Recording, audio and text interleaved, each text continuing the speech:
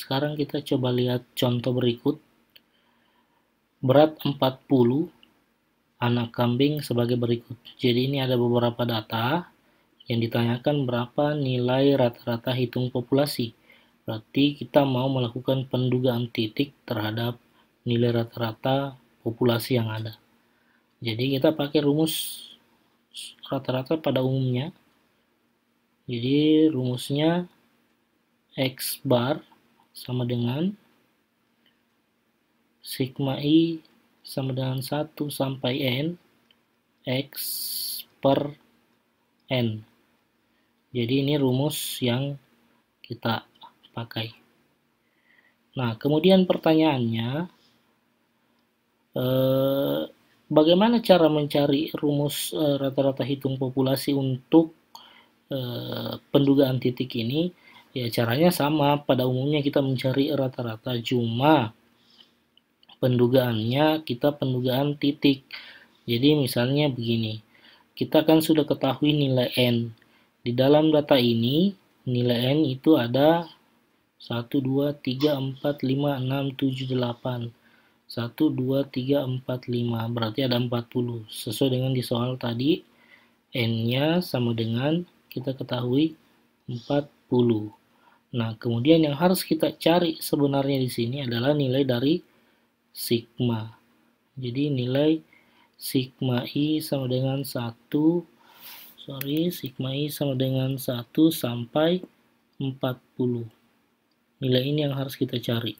Nah, untuk mencari ini kita jumlahkan semua berat yang ada di dalam populasi ini, berat anak kambing ini.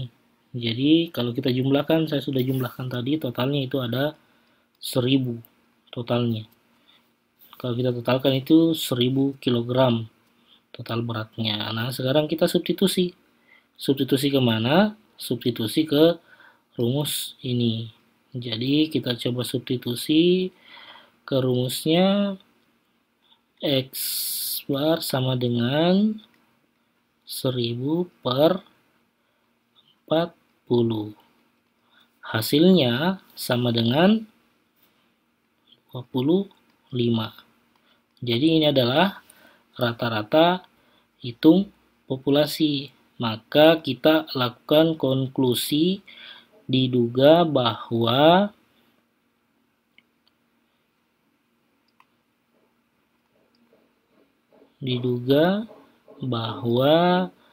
rata-rata berat populasi itu mu sama dengan 25. Ya, jadi kita mau mencari nilai mu-nya sebenarnya. Itu yang kita mau cari. Nah, inilah ilustrasi titik yang kita tentukan kita mau cari. Nah, bagaimana ilustrasinya secara visual? Kalau kita misalkan begini, saya gambar visualisasi titik. Misalnya ini adalah titik target kita, kemudian titik yang kedua adalah titik sebaran wilayah target, kemudian ada sebaran sampel misalnya, kemudian ada titik sebaran populasi. Nah, kita coba lihat bagaimana sebenarnya ilustrasi yang dimaksud di sini. Titik target di situ, kemudian wilayah target kita ambil di sini, kemudian populasi sampel kita ambil di sini, kemudian populasi di sini. Nah, maksud dari pendugaan titik itu kita coba perhatikan dulu. Di sini adalah titik target kita yang warna hitam ini, titik target kita. Nah, kemudian bagaimana cara agar kita mencapai titik target yang kita inginkan? Ini kan adalah populasinya. Sini populasi, di sini sampel. Nah, yang kita peroleh ini 25 ini itu adalah sebaran dari data sampel ini, data sampel populasi yang kita ambil dari sini, kita hitung. Nah, ternyata dari 25 ini masih menimbulkan jarak. Di sini ada jarak, tetapi nilai 25 ini sudah mendekati titik target yang ada. Berarti nilai 25 ini bisa kita ambil untuk mewakili berat keseluruhan dari populasi-populasi yang ada di sini, tetapi baru mewakili. Nah, tingkat keakuratannya seperti apa nanti kita bandingkan dengan pendugaan yang sifatnya interval parameter seperti itu. Jadi ini contohnya, ini contoh ilustrasi saja. Bahasanya di mana kenapa bisa 25, apa fungsinya 25 ini? Fungsi 25 ini rataan dari populasi. Nah, ini rataan dari populasi masih berjarak dari titik target parameter. Jadi ini sebenarnya parameter. Soalnya parameter ketika kita hitung semua, kita lihat seluruh populasi, kemudian kita lihat oh ternyata nilai pasnya segini. Kemungkinan mungkin pasnya ya mungkin 24 lah atau 24 sekian atau 22 sekian. Intinya dengan pendugaan titik, kita menduga titik itu ada di sini, tapi itu baru dugaan. Nah, seperti itu.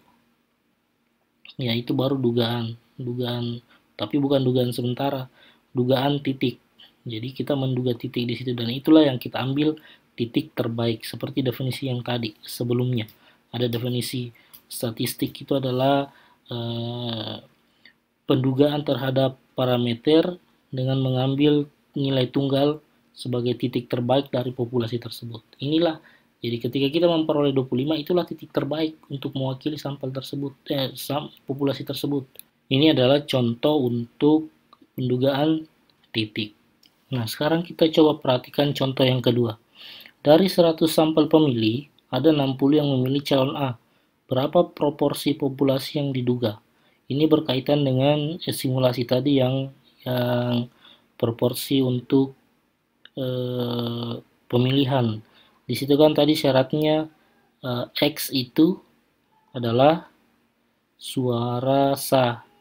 Kemudian ada syaratnya di mana X itu ketika dia memilih si A itu sama dengan 1,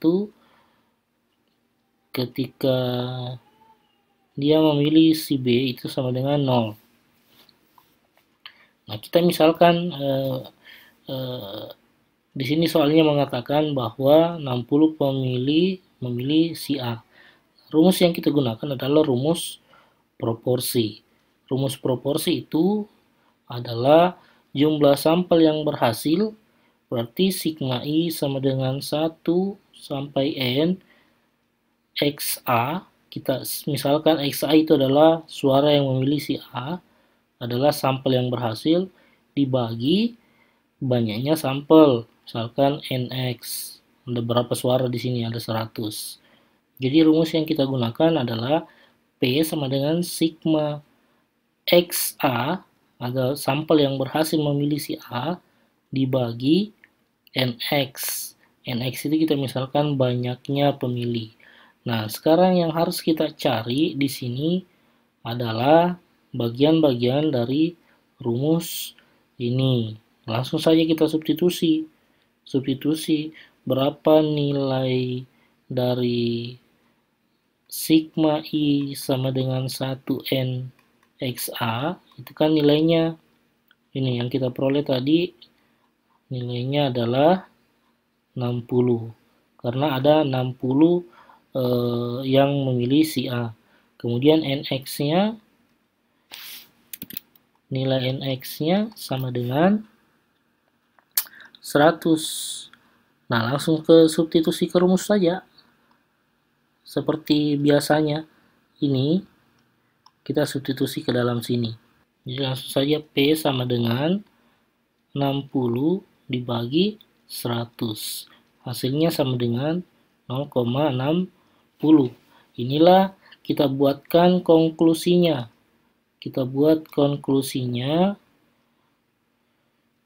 bahwasanya proporsi